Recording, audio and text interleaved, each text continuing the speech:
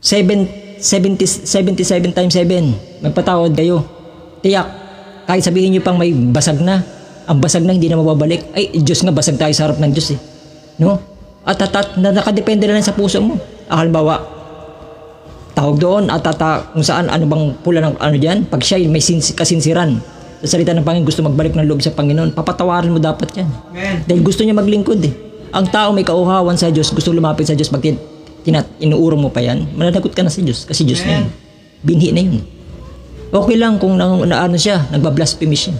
At wag mo rin siyang ituring, sabi ng Panginoon ng Bible eh. Wag mo rin siyang ituring na kaaway, palalahanan mo lang siya.